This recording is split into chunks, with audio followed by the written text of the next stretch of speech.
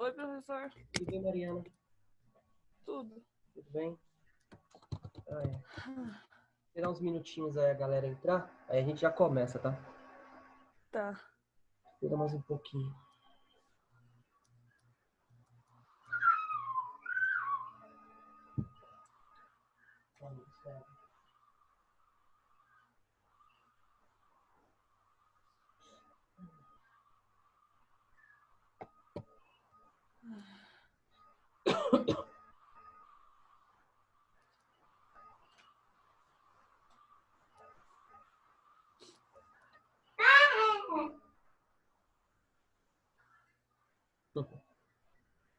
Cadê?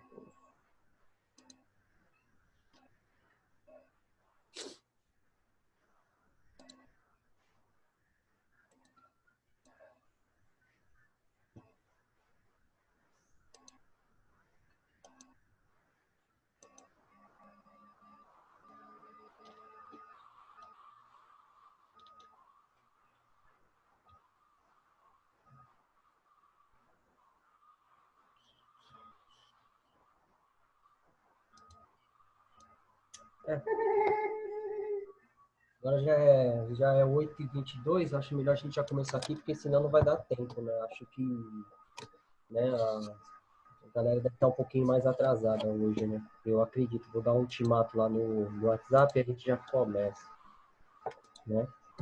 Aí, vamos ver aí o que acontece.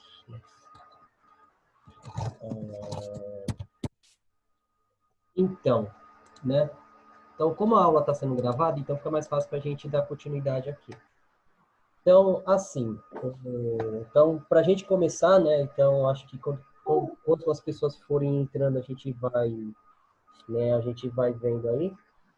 Então, o mais importante para a gente, né, começar a falar um pouquinho aqui, principalmente sobre o Dom Pedro I no poder, né? Porque nas aulas passadas a gente veio falando um pouquinho aqui, a gente veio discutindo, que eu acho que é uma das coisas que é muito importante, né, principalmente na construção da história do nosso país, né? Tem um historiador, né, que eu acredito que vocês nunca ouviram falar do nome dele, mas vocês já ouviram falar do nome do filho dele, né, que é o Sérgio Buarque de Holanda, né? O Sérgio Buarque, ele é pai do Chico Buarque de Holanda. E o Sérgio, né, ele tem uma obra muito importante que conta a história do Brasil, e ele vai falar o seguinte, né? Ele vai falar que o povo brasileiro é um povo cordial, né?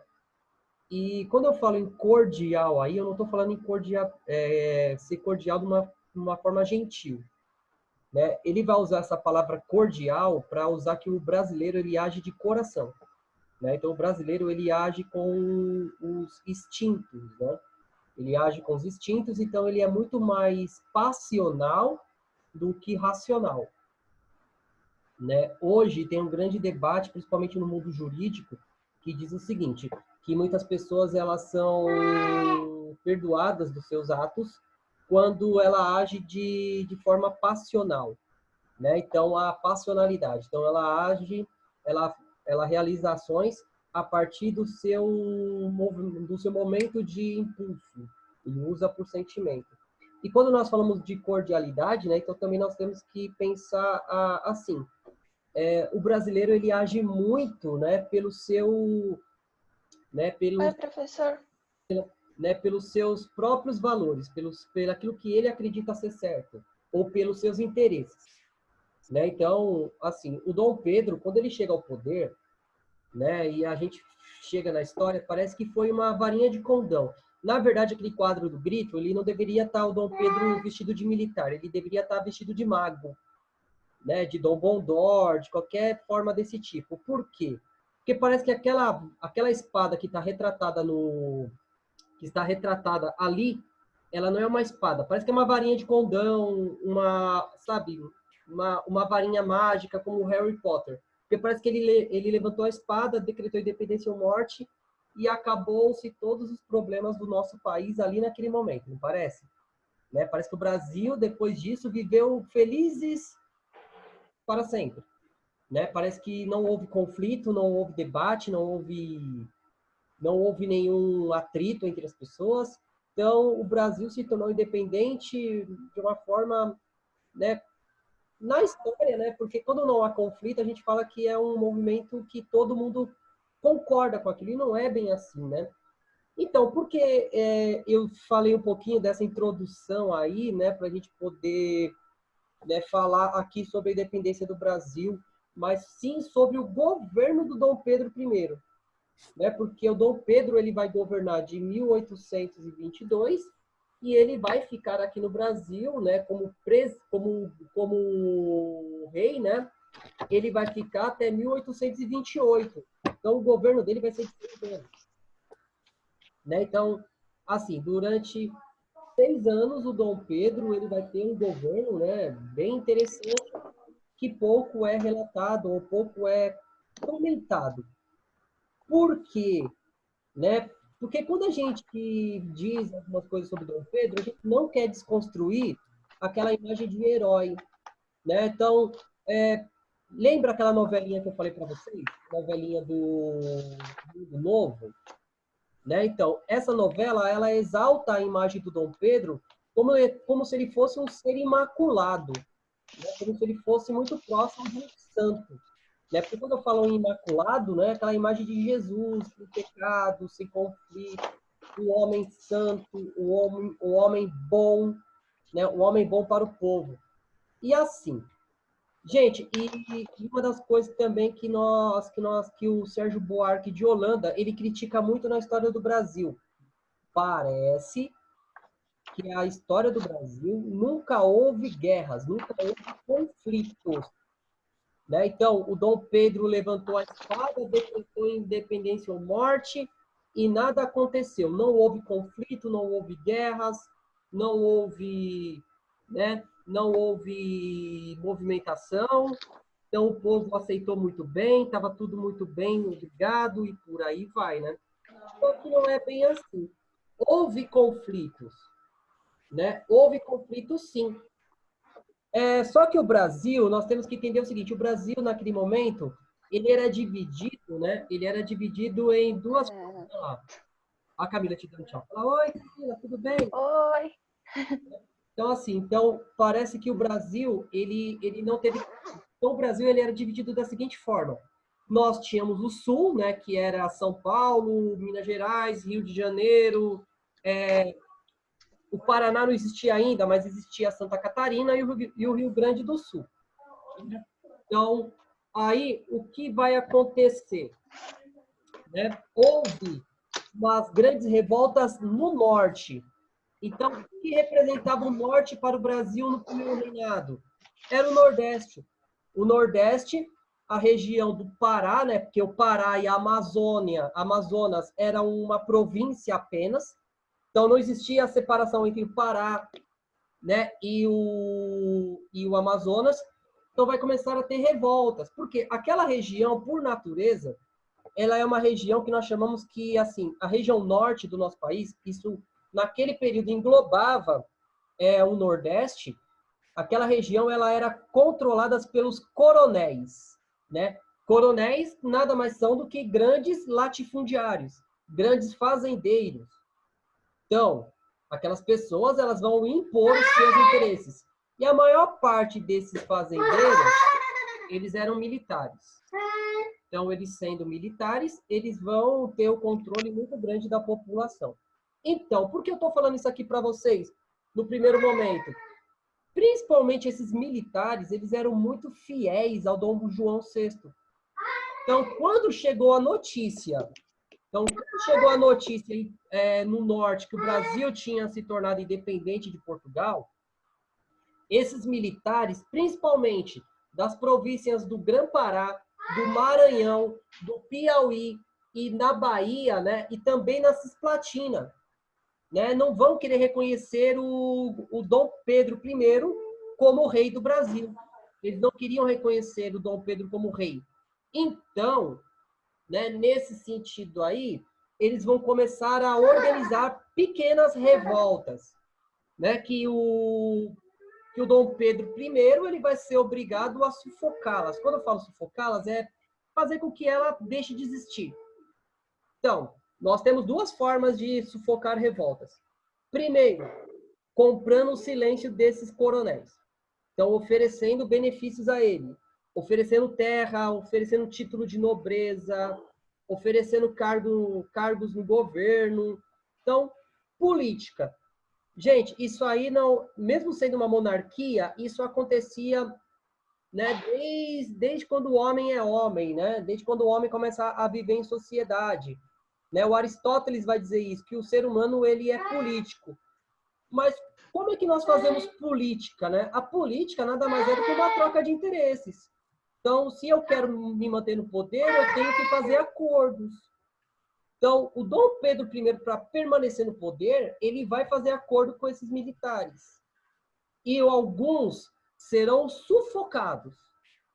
Né? Então, nós temos que pensar nesse sentido. Né? Tanto é que, na Bahia, surge uma mulher muito interessante da gente estudar ela, que é a Maria Quitéria. Não sei se vocês já ouviram falar da Maria Quitéria. Não? Então, gente, a Maria Quitéria foi uma mulher, né, que nasceu na cidade de Feira de Santana, ali na zona metropolitana de Salvador. E a Maria Quitéria, ela vai lutar, né, ela vai lutar a favor da independência. Fazendo uma comparação, eu sei que na história não se deve fazer comparação. A Maria Quitéria, ela tá como a Joana d'Arc para os franceses. Né? Então, a Joana d'Arc lutou durante a Guerra dos 100 Anos para libertar a França da mão dos ingleses.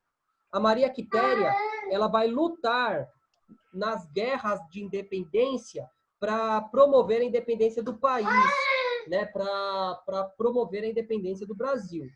Então, a gente tem esse cenário todo, né? Então, houve conflitos, só que esses conflitos não houve tanto êxito. Os conflitos, eles não tiveram tanto, né, uma vida longa. Então, eles vão lutando entre si e chega um momento que o Dom Pedro I ele consegue gerar uma certa pacificação, ele consegue pacificar o território. Mas lembrando, sempre tem alguns, né, descontentes com o governo. Sempre tem alguns que não aceitam aquele governo. Bem, gente, aí na página 200 do livro de vocês, né, tem uma bandeira aí. Né? Essa bandeira é a primeira bandeira do Brasil independente. Tá dando para ver aí? Então, o que diferencia ela da nossa? Né? Então, a nossa bandeira, ela tem aí no centro um símbolo positivista, né? Um símbolo positivista que é o selo da República, que é a questão do céu, né? O azul, escrito ordem e progresso. Diferentemente da bandeira monárquica, a bandeira monárquica ela tem o desenho dela é muito próximo do nosso atual. Ela é verde com o losango amarelo e no centro tem o escudo da família Bragança. Então, essas duas ramas aqui ao lado do escudo, ela representa, né, dois produtos muito importantes naquele período. O primeiro, o café. Né? Então, o café ele vai chegar no Brasil no final do século XVIII, começo do século XIX, e o café vai se tornar a maior riqueza do Brasil até 1930. Então, nós temos a representação do café. Do outro lado, é o tabaco, né? Fumo. Porque muita parte desse fumo ele foi usado para traficar escravos para o Brasil. Então, nós temos essa configuração. Bem, quando eu estava no ensino fundamental 2, ou o que nós chamávamos naquela época, lá na década de 90, de ginásio, né? Porque nós tínhamos o primário e nós tínhamos o ginásio. E depois nós tínhamos o colégio, que é o ensino médio. Eu tinha uma disciplina chamada Educação Moral e Cívica, que é uma disciplina que ela foi abolida na década de 90. Tamanho, filho. Né? Então, nesse sentido, então ele vai né? Essa disciplina, ela... Tamanho, né? Então, essa disciplina, ela vai, né, ela vai deixar de existir. Só que quando ela existia, nós aprendíamos o seguinte, que a cor da bandeira, ela significava o seguinte, o verde era a mata, o amarelo era o ouro e o azul era o céu, né? Então, nós tínhamos essa configuração aí. Essa configuração de verde, que é a natureza, o amarelo, que é a riqueza mineral, e o céu, que é o azul. Bem, na tradução, porque é o seguinte, cada família real da Europa tinha uma cor. No caso aí, a nossa bandeira, ela era composta por duas cores. Da família Bragança, que é o verde ele permanece na bandeira de Portugal até hoje, né? Portugal é uma república, só que Portugal tem duas cores, o verde e o vermelho. No caso, nós herdamos o verde. O verde representava a família Bragança, né? A família Bragança, e a família Bragança, ela era representada pelo verde. Por um outro lado, o amarelo, ele é a representação da Áustria. Então, é a cor da Áustria. Então, a Áustria, ela vai ser representada pela Leopoldina. Então, a formação da nossa bandeira é uma soma de fatores. É a soma da família Bragança e a soma da família, né, da família austríaca, né, da família, né, da família da Leopoldina. Então, nesse sentido, né, então nós temos que entender que nós precisávamos ter um símbolo. E o Dom Pedro, ele vai dar esse símbolo.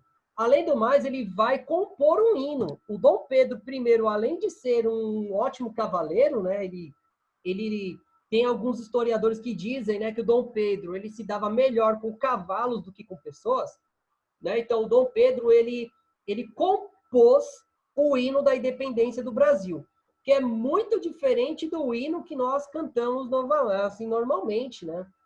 Tanto é que o hino que o Dom Pedro ele vai compor, ele foi usado como enredo de escola de samba, né? Aquele refrãozinho lá, liberdade, liberdade, abre as asas sobre nós. Então, aquele enredo do Salgueiro, da década de 90, ele nada mais é do que o hino da independência, né? Então, nós temos esse... né? O hino que nós cantamos hoje é um hino diferente. O hino nacional, ele foi composto depois. O hino que nós cantamos hoje, Ouvido do Ipiranga, Margens Plásticas, ele foi composto depois. Porque o hino mesmo da independência foi composto pelo Dom Pedro. Depois eu coloco até aí no grupo para vocês escutarem, para ver como é que vocês entendem, né? Então, gente, ó. Então, nós temos o hino, nós temos a bandeira.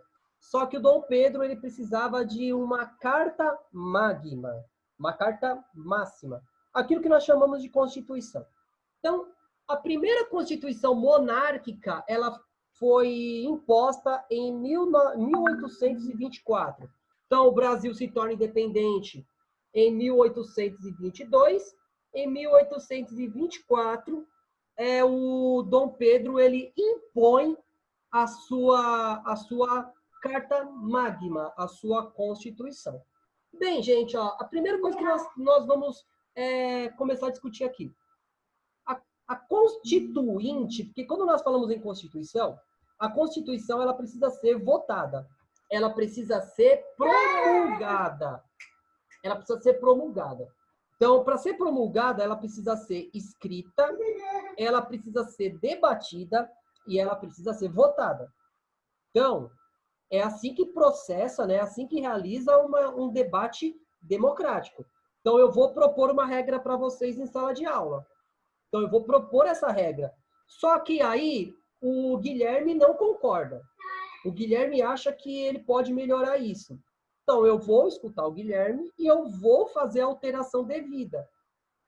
No caso aí, né, o Dom Pedro, ele convoca a Constituinte em maio de 1823. Então, isso demora alguns meses para poder acontecer, né, porque nós vamos convocar todos os senadores e todos os deputados do Brasil para vir para o Rio de Janeiro, porque a Assembleia, né, a Câmara não era permanente. ela só era convocada em momentos de conflito, né? Em momentos que precisava ser debatido as coisas. Então, essa assembleia, ela vai ser convocada em maio de 1823 e demora alguns meses para ela se concentrar. Então, gente, ó, a primeira coisa que nós vamos, né, começar a debater aí. A Constituinte brasileira, ela era uma Constituinte liberal. Então, eles queriam promover uma limitação dos poderes do Dom Pedro I. Então, eles queriam, né, dizer para o Dom Pedro que ele teria os seus poderes limitados. Então, os poderes limitados, isso o Dom Pedro não aceitou. O Dom Pedro, né, ele vai, né, discordar disso e ele vai simplesmente, né, ele vai realizar alguns atos, né, alguns atos que vão ser no mínimo antidemocráticos. Primeiro, uma outra coisa também importante aqui que nós devemos levar em consideração. Tem um termo aqui no livro de vocês que eu acho que é um termo um pouquinho exagerado. Mas assim, tá falando aí de lusofobia. Então, lusofobia, né, aí na página 200, tem uma palavrinha aí chamada lusofobia, que quer dizer o medo dos portugueses, ou a perseguição dos portugueses. Né? Então, nesse sentido aí, né, então, os brasileiros, eles queriam ter mais participação no governo. E o Dom Pedro, ele não pretendia dar essa participação, né? Essa participação a essa elite brasileira. Porque a aliança que o Dom Pedro tinha era muito mais próxima dos portugueses. Aí o Dom Pedro tinha que escolher um lado. E o Dom Pedro, ele vai escolher o lado que era mais favorável a ele, que é o lado dos portugueses. Lembra aquela farinha lá que o Dom João falou para o Dom Pedro antes de ir embora? Filho, toma a coroa para si antes que qualquer aventureiro faça. Então, ele fez. Né? E o Dom João, ele já estava prevendo isso. Bem, então, o que vai acontecer aí? Vai ter uma noite, no caso aí, que vai ser em setembro de 1823, que vai ganhar o nome de a Noite da Agonia. Então, o que foi a Noite da Agonia? O Dom Pedro, ele vai convocar a Guarda Nacional, né? Vai convocar o exército que ele tinha, porque o exército brasileiro ele não existia. Né? O Dom Pedro ele vai convocar a sua força militar pessoal, né? Que era composta por portugueses, espanhóis, alemães. Então, o Dom Pedro ele não tinha um exército, só que ele contratava mercenários para vir lutar pelo Brasil. Então, o Dom Pedro, o nosso primeiro exército, foi composto por mercenários. Né? Mercenários que são pessoas nada mais do que eles recebem para lutar. Tudo bem? Então, ele vai cercar, eles cercam a Constituinte, ali o lugar onde os deputados estavam debatendo a Constituição, e ele dissolve, ele demite todo mundo. Ele diz o seguinte: logo que vocês não vão realizar a Constituição da forma como eu estou pedindo, ninguém mais vai fazer. Então, ele vai dissolver essa Assembleia. Ele vai dissolver a Assembleia, e essa Noite da Agonia vai ganhar esse nome por conta do seguinte: ele cerca o parlamento e ele obriga todos a saírem. E quando eles saem, eles são obrigados a honrar o rei. Né? Viva o rei! E muitos deles eram espancados. Aqueles que não pretendiam exaltar o rei, ele era espancado. Então, depois dessa Noite da Agonia, o que vai acontecer? O José Bonifácio e os outros apoiadores do Dom Pedro vão escrever a Constituição, que ela será promulgada ela será ortogada, ela será imposta em 1824. Então, ela será ortogada em 1824 e essa Constituição ela terá algumas características básicas, né? Primeiro, será mantido todos os privilégios, né, dos nobres e da elite brasileira. Então, a elite brasileira manterá todos os seus privilégios. Qual eram esses privilégios? Latifúndio, grandes propriedades. Então, continuava aqueles donos de terra mantendo as suas grandes propriedades. Então, não teve mudança aí. Segundo, monocultura. Então, o governo ele iria incentivar a riqueza, os produtos que tinham o sentido mais de exportação. A agricultura no Brasil sempre foi uma agricultura visando a exportação e nunca o consumo interno. Hoje, nós somos os maiores produtores de soja. O brasileiro come muita soja? Não, o brasileiro exporta muita soja. E isso vem desde a colonização, com a cana, com o café, depois com a soja, e por aí vai indo. Isso até os dias de hoje. Né? Então, até os dias de hoje, isso continua sendo a nossa economia. Então, latifúndio, monocultura e escravos. A escravidão. Então, o Brasil, existia um grupo no Brasil que pedia o fim da escravidão já desde 1822. Só que o Dom Pedro, para satisfazer os grandes latifundiários, o que o Dom Pedro vai fazer? Mantenha-se a escravidão. Né? Vai manter a escravidão. A escravidão vai ser... O Brasil será o último país do mundo, né? Países grandes, tamanho, filho. Então, assim, vai ser um dos últimos países do mundo a abolir a escravidão, né? A escravidão do homem negro, né? Então, assim, então isso foi o que a Constituição ela vai manter do caráter social. Agora nós vamos falar um pouquinho aqui do caráter político. No caso aí, o Dom Pedro ele vai organizar a Constituição em 4 poderes. Primeiro, hoje nós temos 3. Executivo, legislativo, judiciário. Concorda? Aquilo que nós já falamos. Executivo, executa as leis. Legislativo, ele vai compor as leis e vai, né, legislar. E o judiciário, que vai julgar as leis. No caso aí, o Dom Pedro ele terá 2 poderes, o executivo e o moderador. O que quer dizer o poder moderador?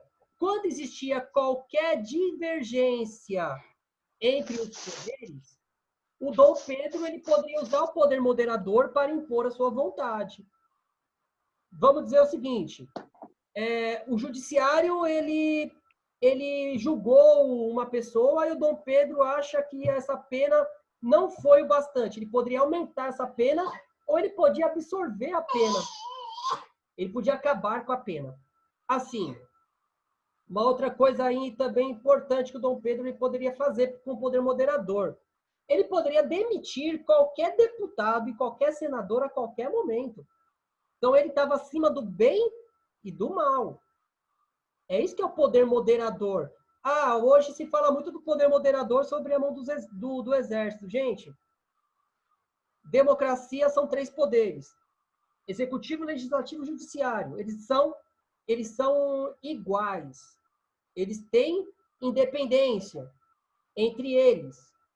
Né? Então, não precisa de um 4º poder para interferir entre eles. Né? O jogo democrático é o quê? Você fazer política. Fazer política é o quê? É a arte do convencimento. Então, eu vou discursar, eu vou convencer você a fazer ou você a aceitar aquilo que eu estou dizendo. Agora, gente, é aquilo. Né? O poder moderador, ele serviu para o Dom Pedro ser como se fosse um ditador, um monarca, né? Um monarca absolutista no Brasil. Tudo bem? Então, essa foi a Constituição, né? No caso aí, né? Do poder. Só que o Dom Pedro ele também vai ter uma questão aí importante, nós vamos pensar aí.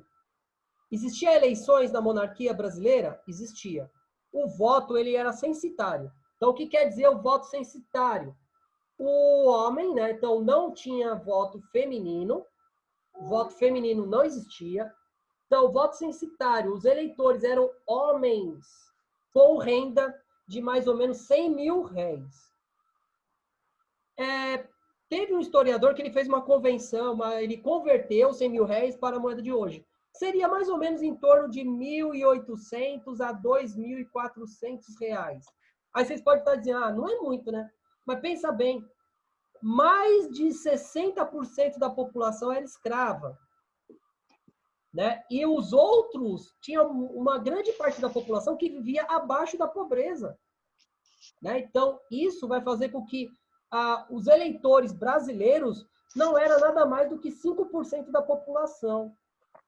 Né? Então, nós temos isso. Então, para ser eleitor, tinha que ter essa renda de 100 mil réis. Para ser candidato, essa renda subia para 800 mil réis. Então, gente, a política era muito cara, como é muito cara até hoje. Não é todo mundo que pode bancar uma campanha eleitoral. Né? Então, ser político no Brasil é algo complicado. E isso vem desde a monarquia. Bem, aí o que vai acontecer? Né? Todo mundo vai viver felizes para sempre? Não. Bem, tem um movimento que vai discordar da independência do Brasil e vai promover uma tentativa de independência desse território. Esse movimento vai ser chamado de Confederação do Equador. Então, Confederação do Equador será um movimento que vai surgir no Pernambuco, né, em Pernambuco. Então, essa revolução também ela vai ser chamada, né, vai ser herdeira da Guerra dos Mascates e vai ser também um movimento, né, chamado de movimento de conspiração de Suassumas. Né? Então, a elite pernambucana, Pernambuco, nós vamos ver que vai ter outras revoltas lideradas pelos pernambucanos e tudo mais. Só que a elite pernambucana, ela não concorda com a política do Dom Pedro I. Ela vai dizer, você está me cobrando muito imposto, só que você não está me dando nada em troca. Esse movimento, né, no caso, ele também vai cobrar um pouco mais de independência do poder local. Então, os poderes provincianos vão, esses líderes dessa revolta vão cobrar independência da província de Pernambuco. Ter mais autonomia, poder decidir mais sobre o que vai ser feito lá dentro. Né? Então, um desses líderes vai ser um líder chamado Frei Caneca. Né? O Frei Caneca, que foi um líder, né? Tanto é que ele é exaltado como líder republicano, né? Porque eles pretendiam ter uma república em Pernambuco, né? Lá em 1824. Então, assim, primeira coisa que nós temos que entender do Frei Caneca. O Frei Caneca, ele nasceu numa família pobre, onde o pai dele, ele conseguia o sustento da sua família né, ele produzia canecas. Por isso que veio o nome Frei Caneca. Né? Frei Caneca, ele vai liderar o movimento. E o porquê que é importante a gente frisar do movimento, a imagem do Frei Caneca? A imagem dele é muito próxima do Tiradentes. Aí na página de vocês do livro, a página 121, tem a imagem aí do Frei Caneca. Né? Se vocês fizerem uma comparação com o quadro do Tiradentes e o quadro do Frei Caneca, a única coisa que diferencia os dois é que o Frei Caneca ele não é retratado como o Messias. Ele não é retratado de cabelos longos, ele não é retratado barbudo, fazendo uma referência, né? Criando um imaginário que ele era um Messias, que ele era um Salvador, né? Que ele era um... Professor. Oi? 121 é matemática. Não, 201, desculpa. Eu me empolguei aqui, eu tô com um olho no peixe e outro no gato aqui do lado, então eu fico meio perdido às vezes, desculpa. Então, assim, gente, então, o Frei Caneca, ele vai se tornar o símbolo desse movimento, porque, primeiro, foi o único que foi morto. Né? O porquê que ele foi morto, né, gente? Ele era pobre, ele era um frei. Ele era um frei, nem padre ele era. Ele era um frei, ele era um baixo sacerdote, né? Como se fosse aqueles freis que andam pela Praça da Sé recolhendo, né, donativos. Então, e ele foi morto, ele foi fuzilado, né? Ele foi fuzilado, só que tem um problema. O Brasil é um país extremamente católico. Quem seria o corajoso que ia dar um tiro no freio? Né? Quem seria o corajoso? Né? Então, como é que eles vão fazer? Porque, segundo as crendices da população, matar um padre, matar um frei, dá um azar do cão. Né? Dá um azar daqueles azares da moléstia, como eles dizem lá no Nordeste. Então, assim, eles vão preparar os fuzis e vão entregar esses fuzis para os soldados, só que eles não sabiam aquele fuzil que tinha a bala.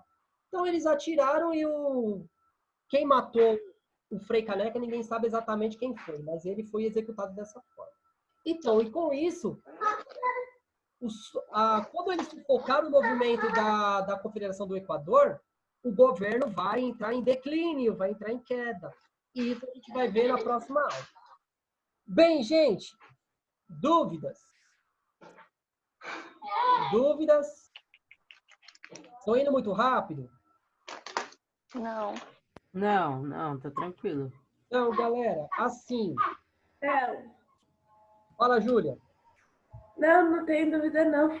Ah, então, assim, gente, ó, precisando de mim, eu estou disponível no WhatsApp aí, todo mundo tem meu número do WhatsApp, né? Então, fico à disposição de vocês. Precisando conversar, precisando tirar dúvida do conteúdo, estou aqui, né? E, assim, vamos manter o ritmo, porque eu acredito que daqui a algumas semanas é bem capaz que a gente retorne, né? Mas, assim, vamos esperar cenas dos próximos capítulos. Né? Vamos esperar a cena do próximo capítulo e, assim, precisando de mim, estou aqui à disposição, tá bom? Tchau, gente. Dá tchau pro pessoal. Tchau. Tchau, gente. Dá tchau. Tchau, gente. Até mais. Professor. Obrigado. Tchau. Tchau, tchau.